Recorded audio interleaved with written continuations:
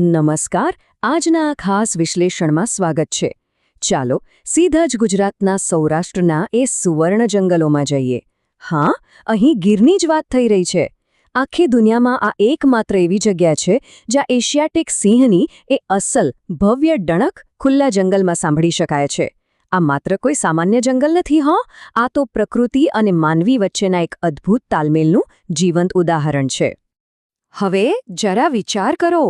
એક સમયે આખી દુનિયામાં જે સિંહોનો દબદબો હતો એ 19મી સદીના અંત સુધીમાં માત્ર 20, હા બરાબર સાંભળ્યું, 20થી પણ ઓછા બચ્યા હતા. આ આંકડો ખરેખર ચોંકાવનારો અને ડરામણો હતો. બેફામ શિકાર અને ખાસ કરીને બ્રિટિશ કાળના એ ટ્રોફી હન્ટિંગના શોખને લીધે આ પ્રજાતિ બિલકુલ ખતમ થવાના આરે આવી ગઈ હતી. સિંહોનું અસ્તિત્વ જાણે ફક્ત ગીરના એક નાના ખૂણા પૂરતું જ સીમિત રહી ગયું હતું. પણ પછી એક મોટો ચમત્કાર થયો. જ્યારે સિંહો વિનાશની આરે હતા ત્યારે જૂનાગઢના નવાબે એક બહુ જ ઐતિહાસિક અને સાહસિક નિર્ણય લીધો. તેમણે પોતાના ખાનગી વિસ્તારમાં સિંહોના શિકાર પર સંપૂર્ણ પ્રતિબંધ મૂકી દીધો. ત્યાર પછી આઝાદી બાદ 1965માં ગીર નેશનલ પાર્કની સત્તાવાર સ્થાપના થઈ. અને જુઓ, આજે 2025માં આપણે એક રેકોર્ડ બ્રેક વસ્તી ગણતરી જોઈ રહ્યા છીએ. કોણે વિચાર્યું હશે કે એક રાજાનો આદેશ એક શિકારગાહને આટલા વિશાળ જૈવિક કિલ્લામાં ફેરવી દેશે? તો ચાલો હવે આપણા આ ગીરના અજોડ રાજા એટલે કે એશિયાટિક સિંહને થોડા વધુ નજીકથી ઓળખીએ. આફ્રિકન સિંહો અને આપણા એશિયાટિક સિંહો વચ્ચેનો તફાવત બહુ રસપ્રદ છે. એશિયાટિક સિંહોની કેશવાળી, જેને આપણે મેન કહીએ છીએ, એ થોડી ટૂંકી હોય છે, એટલે જ તેમના કાન હંમેશા સ્પષ્ટ જોઈ શકાય છે. પણ તેમની સૌથી અનોખી ઓળખ કઈ છે ખબર છે? તેમના પેટ પર લટકતી ચામડીની એક લાંબી કરચલી. આ એક એવી ખાસિયત છે જે આફ્રિકન સિંહોમાં ભાગ્યે જ જોવા મળશે. હવે આ માહિતી સાંભળીને તો ખરેખર મજા પડી જશે. તાજેતરના અભ્યાસો દર્શાવે છે કે આપણા ગીરના સિંહો જંગલના સાચા હાર્ડ વર્કર છે. આફ્રિકાના સેરેંગેટીના સિંહો દિવસનો 88% સમય બસ આરામ કરવામાં જ કાઢે છે. પણ એશિયાટિક સિંહો એ માત્ર 63% સમય જ આરામ કરે છે. છે ને કમાલનું વર્ક એથિક? તો પછી આ સિંહો પોતાનો બાકીનો દિવસ કાઢે છે કેવી રીતે? તેઓ લગભગ 37% સમય એકદમ એક્ટિવ રહે છે. ફરવું, શિકાર કરવો, ખાવું અને હા, પોતાના વિસ્તારનું પેટ્રોલિંગ કરવું. એક બહુ જ રસપ્રદ વાત એ છે કે નરસિંહો મોટાભાગે રાત્રે નાઇટ શિફ્ટ કરે છે, જ્યારે માદા સિંહો દિવસે બચ્ચાઓની રક્ષા કરવાની મોટી જવાબદારી નિભાવે છે. હવે આટલું બધું એક્ટિવ રહેવા પાછળનું એક બહુ મોટું કારણ છે તેમની આસપાસનો માહોલ. આ 13,000 ચોરસ કિલોમીટરના વિશાળ વિસ્તારમાં સિંહો માનવ વસ્તીની બિલકુલ નજીક રહે છે. અહીં પ્રતિ ચોરસ કિલોમીટરે 700 જેટલા લોકોની ઘનતા છે. આટલી નજીક રહેવા છતાં માણસો સાથે ઘર્ષણ ટાળવા માટે તેમણે પોતાની દિનચર્યામાં આ અદ્ભુત બદલાવો કર્યા છે. આ માનવ અને વન્યજીવ વચ્ચેના તાલમેલની વાત નીકળી જ છે, તો ચાલો માલધારી સમુદાય વિશે પણ જાણીએ. ગીરના જંગલોમાં રહેતા માલધારીઓની વિચારસરણી ખરેખર પ્રેરણાદાયક છે. જ્યારે કોઈ સિંહ તેમના પશુનો શિકાર કરે ને, તો તેઓ ગુસ્સે નથી થતા, પણ તેઓ માને છે કે આ તો જંગલના રાજાની જમીન પર રહેવા બદલ ચૂકવવામાં આવેલો એક ટેક્સ છે.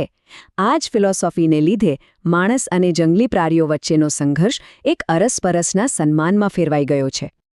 માલધારીઓનું જીવન પર્યાવરણ સાથે એકદમ વણાયેલું છે. તેઓ મુખ્યત્વે ભેંસ, ગાય અને ઊંટ પાળે છે અને તેમને સિંહના વર્તનની ઊંડી સમજ હોય છે. આ સમુદાયમાં મહિલાઓની ભૂમિકા બહુ જ મહત્વની છે. તેઓ પશુપાલનની સાથે સાથે અદ્ભુત પરંપરાગત ભરતકામ અને હસ્તકલા પણ કરે છે. જંગલમાંથી મળતું એકદમ શુદ્ધ દૂધ અને મધ વેચીને તેઓ પોતાનું જીવન ખુશીથી પસાર કરે છે. સૂકા પાનખર જંગલની છાયામાં શાંતિથી આરામ કરતા સિંહોની આ વાત જ અલગ છે. વિચરતી જાતિઓ અને આ ખૂંખાર શિકારીઓ વચ્ચેનું આ શાંતિપૂર્ણ સહઅસ્તિત્વ જ ગીરની સાચી કરોડરજ્જુ છે. સાચું કહીએ ને તો માલધારીઓની આ સહનશીલતા અને સાથ વિના આટલી મોટી સંખ્યામાં સિંહોનું જતન કરવું લગભગ અશક્ય જ હતું. તો હવે આધુનિક સમયમાં આ સંરક્ષણની સિદ્ધિઓ ક્યાં પહોંચી છે? ચાલો 2025ની વસ્તી ગણતરી પર નજર કરીએ. આજના સમયમાં સિંહોની ગણતરી માટે ટેકનોલોજીનો જોરદાર ઉપયોગ થઈ રહ્યો છે. ડિજિટલ કેમેરા અને કેમેરા ટ્રેપ્સથી સિંહોને ઓળખવામાં આવે છે. વળી સમૂહની હિલચાલ પર નજર રાખવા રેડિયો કોલરનો ઉપયોગ થાય છે. અને સૌથી સારી વાત એ છે કે હવે જીવંત પ્રાણીઓને લાલચ તરીકે એટલે કે લાઈવ બાઇટ તરીકે બિલકુલ નથી વપરાતા. સંપૂર્ણ વૈજ્ઞાનિક પદ્ધતિઓ અને સીધી નજરે જોઈને જ આ આખી પ્રક્રિયા પાર પાડવામાં આવે છે. આ બધી મહેનતનું પરિણામ કેટલું શાનદાર છે. 1990થી લઈને 2025 સુધીમાં સિંહોની સંખ્યા અને તેમના ભૌગોલિક વિસ્તારમાં સતત અને નોંધપાત્ર વધારો થયો છે. આ કોઈ સામાન્ય માહિતી નથી, આ તો આખી એક સદીની અખૂટ મહેનત અને સમર્પણનો પુરાવો છે. અને હવે એ ઐતિહાસિક આંકડો જેની સૌ રાહ જોતા હતા. મે 2025માં થયેલી વસ્તી ગણતરી મુજબ ગુજરાતના જંગલોમાં કુલ 891 એશિયાટિક સિંહો મુક્તપણે વિહરી રહ્યા છે. એક સમયે 20થી પણ ઓછા બચેલા સિંહો અને આજે 891મો આંકડો. વન્યજીવ સંરક્ષણના ઇતિહાસમાં આ ખરેખર એક જબરદસ્ત જીત છે. આ વસ્તી ગણતરીના મુખ્ય અંશો જોઈએ તો ખ્યાલ આવે છે કે 2020ની સરખામણીમાં આ સીધો 32%નો ઉછાળો છે. તેમાં પણ સૌથી ખુશીની વાત એ છે કે પુખ્ત માદા સિંહોની સંખ્યામાં લગભગ 27%નો વધારો થયો છે. આનો અર્થ એ કે વસ્તીનો પાયો ખૂબ જ મજબૂત છે. હવે તેમનો વિસ્તાર 35,000 ચોરસ કિલોમીટર સુધી ફેલાઈ ગયો છે અને સિંહોએ જાતે જ નવા વિસ્તારોમાં પોતાની વસાહતો એટલે કે સેટેલાઇટ પોપ્યુલેશન સફળતાપૂર્વક ઊભી કરી લીધી છે. આટલી મોટી સફળતા પછી જંગલના આ રાજાનું ભવિષ્ય કેવું હશે તેની વાત કરીએ. યાદ રાખો, આ પ્રયાસો માત્ર સિંહને બચાવવા પૂરતા સીમિત નથી. સિંહના રક્ષણથી આખી ઇકોસિસ્ટમનું રક્ષણ થાય છે. ગીરનું આ વિશાળ જંગલ 300થી વધુ પક્ષીઓની પ્રજાતિઓ, દીપડાઓ અને કમલેશ્વર ડેમમાં મગરની વિશાળ વસ્તીનું પણ ઘર છે. એટલે કે જંગલના રાજાનું રક્ષણ કરવાથી આખી પ્રકૃતિ જ ખીલી ઉઠે છે. સંધ્યાકાળે આ ખડકાળ જમીન પર ઊભેલું નાનકડું સિંહબાળ માત્ર એક દૃશ્ય નથી પણ એક આશા છે. આ પ્રજાતિની લડાયક ક્ષમતા અને આવતીકાલના સુરક્ષિત ભવિષ્યનું આ જ તો સાચું પ્રતીક છે. સતત પ્રયત્નો કરીએ તો કોઈ પણ પ્રજાતિનું અસ્તિત્વ ટકાવી શકાય છે એ વાતનો આ જીવતો જાગતો પુરાવો છે.